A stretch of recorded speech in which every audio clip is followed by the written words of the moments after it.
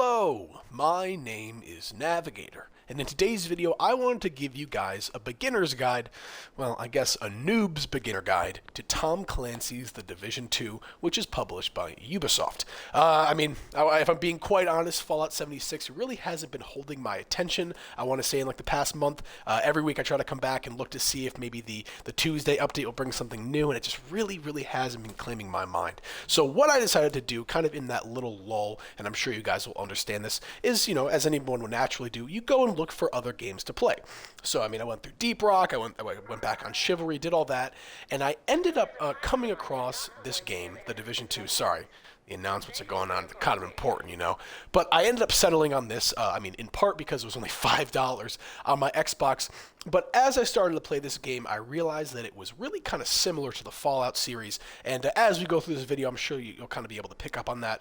But what I wanted to do, again, was give people that were kind of in the same position as me, trying to find a new game to play, kind of an introduction to this game. And on top of that, to make it less confusing for you when you're starting out if you do decide to play this game. So, once again, I do want to say, as far as I know, this game, along with all the expansions, DLCs, whatever for it, are on sale, at least on Xbox. So I took advantage of that. If you guys do like what you see in this video, I would totally suggest going and getting this game and playing the crap out of it. All right. Let's get into this because I don't want to waste your time. All right, so the thing I should get out of the way is I, for the most part, am a noob in this game. Although, I'm in the end game stage and did all that, there is still so much that I have to learn. Actually, a prime example of that, I think I'm level, in the top right, you can see I'm shade level 91. I'll get to that in a second, but these guys are what? Shade level 2400 right there. It's crazy. So yeah, there's a heck of a lot you can do in this game, and that's one of the similarities with 76 is even after the end game, there is still a lot to do. Okay, I've been ranting too much. The first thing that I want to talk about is going to be the map, and I'm going to go over this really as fast as I can. So let's start in the top left of the screen. You can see up here there are all these different selections you have. So what we're going to do is start with the legend. Pretty self-explanatory. This will kind of show you what everything means, and it's a really good thing for me because I don't really have to go over what everything means. You guys can see it here yourself. That's the legend. If you are interested in playing the kind of Call of Duty matchmaking team deathmatch games that's kind of how can I explain this? It's an element of this game. If you are interested in that and getting into a match in there, that is where you're going to go for that, and that is called Conflict. Projects, these are going to be challenges that you can do. They reset every week, and there's a whole variety of them. They can be really easy or incredibly hard. This one right here, the summit, you have to go through 30 floors of a skyscraper killing enemies in order to get an exotic cache. What is an exotic cache? We'll get to that in a second. But these are just projects, things you can do to earn XP and more loot. Over here is the manhunt. Honestly, if you're starting out with the game, don't worry about this. The only manhunt that you will actually have to worry about at the beginning of the game is going to be when you step into the New York expansion, but again, that's an expansion. So, manhunt thing, don't worry about this until you're a little bit later in the game, and even then, it will all make sense. The game will explain it to you. You go here to all. This is where you're most likely going to be most of the time when you open up your map. It will always be on here, and this is just going to show you the whole map and everything that you have explored, discovered, whatever, places you've liberated. If you're wondering why my map is kind of red, all these points are red. Something I quickly want to say is, again, I'm in the end game here. When you first start out the game, you basically kind of have to be like Fallout. You have to go find all these locations, explore them, liberate them, do whatever. And I don't mean to spoil this, but so if this is a spoiler, skip 15 seconds ahead. But at the end of the game, what I'll say is you basically have to start over. That's what I'll say, and that's why all of these locations are red. So that's all I'll get into for now. Moving on, we have the Bounties tab here. As you progress through the game, you'll be able to collect bounties and earn bounties, and you can come to this area right here, this tab, and you can select between which ones you want. So see, I have, actually, how do I don't even know how to select them, but I have Echo Company right there, and then I have the Embers Front. Oh, I see. So when you pop into this, it will take everything off your map, and you can just highlight over these bounties and select which one you would like to do. Moving over here to the Shepherd status labeled SHD. This is going to be the Shepherd status rank, and this is specifically for helping out other players. Now, a really cool feature in this game is if I come here to the map, you'll notice in the bottom left there is a little icon to hold Y and call for backup. Now, what I can do there is if I call for backup, that sends out a ping to everybody who is playing this game that is saying, hey, I need help. If you would like to, come join me. And if you do join that, not only do you get the XP and everything from helping me out from killing enemies or the missions, but you will also earn a shepherd rank that kind of tells other people how often you help other people. And, well, I mean, your reputation does kind of mean a little bit in this game, but honestly, that'll be a video for another day. So, let's keep moving on. We got all that, and then matchmaking is the last thing we can do here. This is going to be, maybe if call for backup doesn't work, or if you're trying to get into a party with certain people, you can go in here and you can select what you would like to matchmake for. In my opinion, this is most helpful for if you're trying to do like a really hard mission and none of your friends are on, nobody's answering backup. This is kind of your last ditch effort to try to find somebody who's playing. But most likely than not, there's not going to be a lot of people matchmaking because this game is like 5 years old. So, anyways, that is going to be the top of the map there. I'm not really sure if there's anything else I can talk about here aside from the bottom. But if you look on the bottom, pretty self-explanatory. Press A to set a waypoint. Remove that. I can hover over my player right there. I can show targeted loot. Targeted loot, you're not really going to have to worry about this too much at the beginning of the game, but this basically just shows you where certain loot brands are, where you can get like certain guns. So like if I go to this dark zone here, there's like, the increased loot allocation is an assault rifle there. So if I go there, I am more likely to find assault rifles. If I go down here, I'm most likely to find Hannah U Corporation materials, and that could be knee pads, chest plate, whatever. But don't worry about that too much. What you could worry about at the beginning, though, is going to be global settings. This is something that I actually didn't realize until the end game. But what you can do here is this is where you can change your difficulty, and when you do change your difficulty, there is increased amounts of XP depending on the difficulty. You can change directives, which will kind of give like challenges, stuff like that. Like there's one of them where you start out with no ammo and you pick it up off of enemies, stuff like that, and it will just boost your XP, and you can reset control points if you want to do that again and just kind of do stuff with the control point thing. Don't worry about that too much. Not really super important at the beginning of the game. So, as far as I know, this is going to be the most of the map. I'm going to go back here to the legend. At the beginning of the game, the things that you're really going to want to be focusing on are the main missions and the side missions. Make sure that you're doing those. Those will always pop up with blue. It'll be the same. Well, you guys can see it right there on the side of the screen. Who am I kidding? But they'll pop up as blue. And the other thing I would suggest doing at the beginning of the game is going to be liberating areas. So you see here, when I hover over these districts, there's like a white line that kind of outlines the district, and it kind of separates them from every other one. And what you can do is you can do missions and events and find little caches in that particular district, and then you can liberate it. And the liberation of all these districts is actually a project, and once you complete that, you will be able to finish that project and get a bunch of XP, loot, whatever. So that's a lot of the technical stuff. That's the map and kind of like what to look for, stuff like that. The last thing I could say, and I'm not sure if it'll pop up here, but in this little the menu here, there tends to be kind of over here on the right side, it will say like a recommended activity. So if you are maybe confused as to what to do, the game will kind of tell you where you need to go, either within the story or like if you're trying to liberate something or do a mission, it'll tell you exactly what to do. So if you can't find stuff on the map, go to this menu here and look to see if it says recommended activity, and then you can go and just do that. But while we're here, let's take a look at the menu here. This is really going to be the kind of command center for your character. This is really everything that you need. I'm going to save the inventory for last because, I mean, that's really where most of this stuff is. But starting here on the left, we're going to talk about the clan.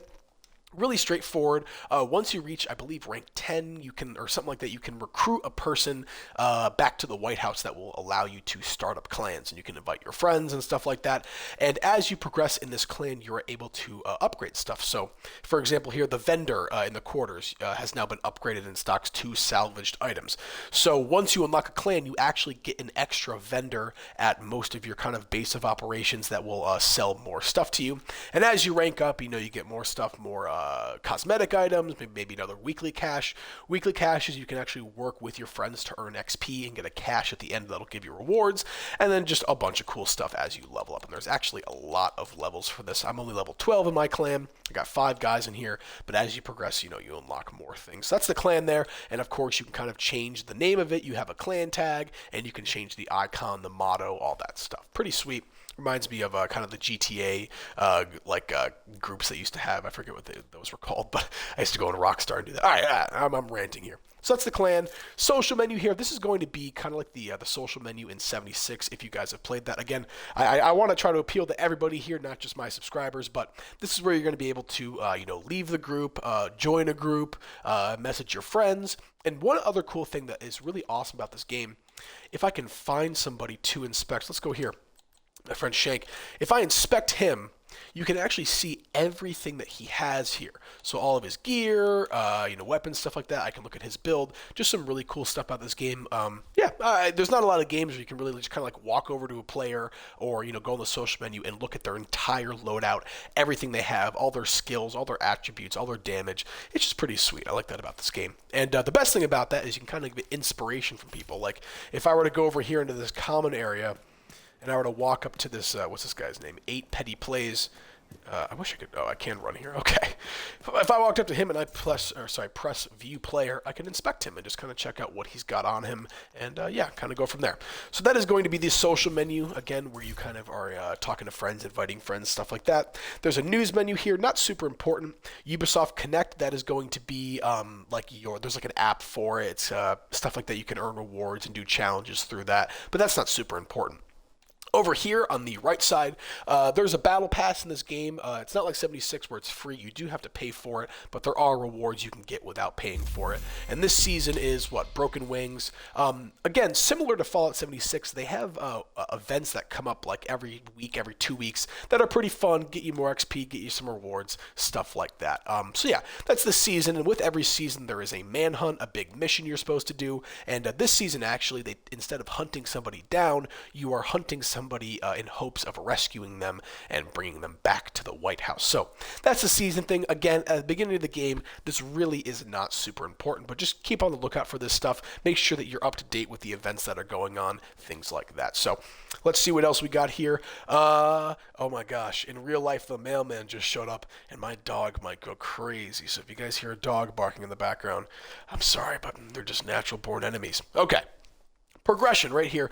This is where you're going to be able to see, your progression and how far you've gotten into stuff. So you can see here with main missions, 90% done with that. With the liberation of New York, I did that. Liberation of Washington, D.C., I did that. Staff, all that stuff.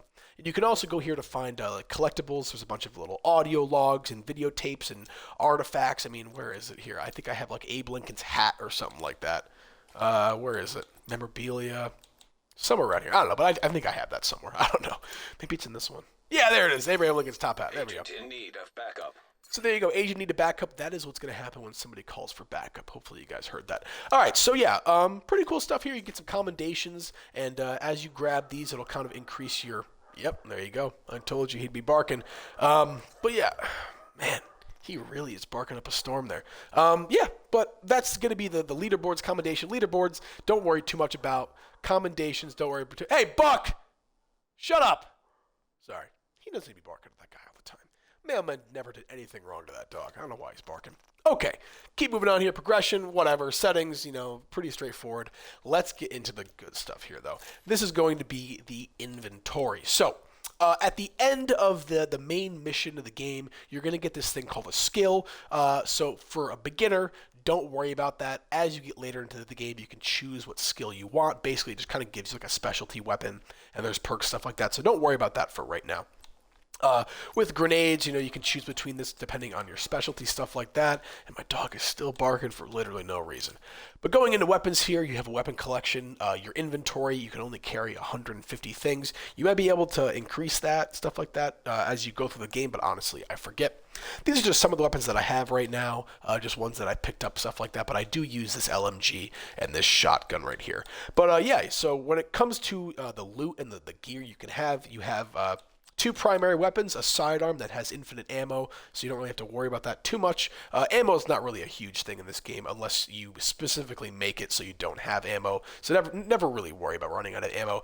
But the gear that you can put on is knee pads, gloves, a holster, body armor, a mask, and a backpack. So as you progress through the game, you're going to be getting all different kinds of loot, all different kinds of, gloves, knee pads, whatever, and you're going to be kind of mixing and matching them until you get farther into the game. You start understanding what things mean a little bit more, and you kind of start building sets of loadouts and gear sets, things like that. So with that being said, I'm going to really briefly go into what the loot drop is. So right now in endgame, I really am keeping like my good stuff, so I don't really have a lot of my bad stuff. But regarding what drops, there are, what do I have here? 6 different kinds of things that can drop. The first thing is going to be a common, weapon, common gear set, whatever, and that's going to be gray or green, I believe. And then as you keep going, it goes blue, and then purple, and then gold, and then red is the exotic. And there is a light green color for when you get gear sets. And a gear set is going to be a thing where, there's like 6 different things. There's like the chest plate, the gloves, the knee pads. They're all going to be from the same set. And you have to have a certain amount of those items on in order to get a certain effect from that gear set. So, for example, if I go here into well, actually, I got to go into my stash. Where is the entrance here? I don't even know where I am. All right, so that's the inventory that I just showed you, but you do actually have a stash box where you can hold more things, and once you come in here to the base of operations, it is just here on the right. So I'm going to pop in here and go into my stash, and I'll show you. So this color green right here, these are all part of sets. And you can see on the right side of the screen, Cavaliers, 0 out of 6. And it's all kind of grayed out. But if I were to put all 6 of those on, I would be able to get this charging effect. For each second spent out of cover during combat, agents will get 5% reduced incoming damage. Things like that. And that goes for backpacks, that goes for body armor, all that good stuff. But for the most part, when you're going to be having at the end of the game is, gold things. That's why I don't really have a lot of, green, blue. But if you're beginning the game, that is going to be what you're seeing is green and blue and sometimes purple. But as you progress through the game, you're going to want to keep an eye out for the high tier loot that you get. The gold stuff is really what you're going to want to be holding on to. And up here at the top, you can see these red items. These are going to be exotics, and these are going to be the things that are really, really rare, really doing a great job, whether, it's with a gun. I mean, this thing right here, what's the talent on it? Your scoped view displays additional information about the enemies targeting you. Headshot and weak point damage against enemies not targeting you is amplified by 50%. Like that's crazy. There's just so many crazy effects these weapons have. It's really similar to 76, or not 76, but Fallout as a whole, with having, like unique named weaponry that has a certain effect. Things like that. But gear sets you're not really going to want to worry about until you're later in the game. Same thing with exotics. You're most likely not going to get an exotic until you've probably put, I don't even know, maybe like 10 hours plus into this game, even more stuff like that. So that's pretty much it for the loot things. Just keep an eye out for what you're getting. Make sure that you're reading the effects and the talents that it has, and be careful with selling things or destroying things. Don't get rid of stuff that you might use. But at the beginning of the game, what you're going to want to be focusing on is the armor and the health bar. And if you can see here, right under where it says, Navigator SHD91, all the way at the bottom of that list where you see like my credits are, I have 1,000, I don't even know. What is that? 179,000. I'm not even doing the math properly. But above that, it says armor 1.5 million, health 304.9k. That is what you're going to want to be focusing on at the beginning of the game, because that's what's going to keep you alive. So don't worry about what the gear says. Don't worry about nothing else. Just make sure that you have as much armor and as much health as possible, maybe as much damage as possible. But at least for me, I was just trying to stay alive. But yeah, just kind of mix and match. Make sure that you're at a healthy medium with your health, with your armor, with your damage at the beginning of the game. You can worry about doing full armor or full damage builds once you're at the end game. So, I mean, honestly, even now at shade level 91, which really isn't that big, I'm not even worrying about gear sets yet. I'm just still trying to survive out here. So yeah, for the most part, that is going to be the inventory system. The skills down here is the next thing I can talk about. These are going to be like little tools and kind of perks that you have out in the field. So the ones that I run is on the left here is a pulse. What that does is when I hit LB, that sends out this kind of like a sonar out in the area, and it just marks enemies that are near me so that I can see them, even if they're hiding behind cover. And then over here, I have a drone. I pop this thing, and I have a little drone that has like a little mounted machine gun on it, and it will follow me around. I can target it on certain enemies, and it will go and start shooting them, and honestly do a significant amount of damage to them. The shade level thing here that you see, don't worry about that until you're in the end game, and once that happens, you'll probably be able to figure it out. So for the most part, this is everything I can talk about in the menu. 3 things that did confuse me, though, at the beginning of the game were these 3 tabs right here. I wasn't really sure what they meant. The body armor one right here just shows you all of the new gear that you have. Not just, backpacks or knee pads specifically, but all of the gear that you have in your inventory. Minus weapons, I should say. Down here is going to be, I can't open the tab because I don't have any, but that's going to be where you can open and collect caches. And caches are going to be really, really good. For the most part, the loot that you're going to find in the open world is going to be but when you get caches, I mean, like exotic caches, named caches, you're going to want to open those, and that's where a lot of the really good loot is going to be. And finally, down here, the backpack symbol with the gear behind it. One thing I'm going to quickly talk about is going to be these gear system mods. So these top ones up here, if I'm being quite honest with you, I still struggle with what these all mean. But as far as I know, you can get these kind of little things. They'll drop off of enemies, whatever, and you can equip them to your backpack, your knee pads, your mask, whatever, and it will give you like a bonus here, a bonus mod. So if I were to equip this one on, say, my gloves or something, I would get plus 10.8 critical hit damage, so on and so forth. And those don't just work with your gear, but they will also work with the skills that you have. So let's see, I have the drone here. I can go through here and I can equip, have higher damage or longer scan range or longer duration, stuff like that. And you can actually equip those. It's kind of funny. You can't do it when you're in your stash, but if you go back to your normal menu and go into the inventory, that is where you can mod these things. So coming in here, I can put mods. I can put 2 mods on this. The vanity thing, I think that's a skin. I don't even have that. Don't worry about that. But when I'm working with my gear, I can press mod on that again, and I can, put whatever. I don't even know if you can put a mod on a mask. Oh yeah, there we go. I have shock resistance on this one. So that's how that works. And if you do have mods at the beginning of the game that do work for your gear, be sure to put them on because they're going to help you with damage, duration, whatever. But yeah, as far as I know, that's really it for the inventory thing. The last thing I could talk about here regarding your character is going to be cosmetics and the apparel system. There is a store in this game. It's similar to Fallout 76 in that it has cosmetic items, but obviously it doesn't have stuff for your camp. Like, you can't buy a chair in here. It is purely stuff for how your character looks. Obviously, I've spent some money on this game. I look pretty awesome there.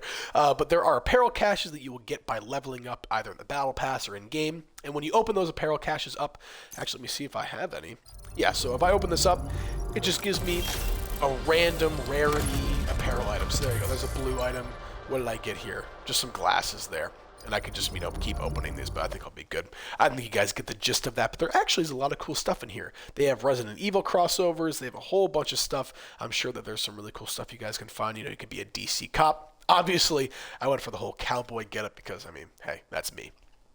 Some other cool things regarding apparel. Not only can you customize just about every single aspect of your whole fit. There's emotes in here. There is specialty outfits. There's a World War II outfit here. This kind of other cowboy one. There's backpack charms you can have, really similar to 76. There's obviously boots and stuff. One really cool thing is you have a patch on your arm. And you can complete challenges and earn different patches to throw on here. Like this one right here, the accuracy distinction. I got this, I think, by doing 5 consecutive headshots on 5 different enemies. And, it's kind of like the old, Western bull, deer and skull, I don't even know. Something like that.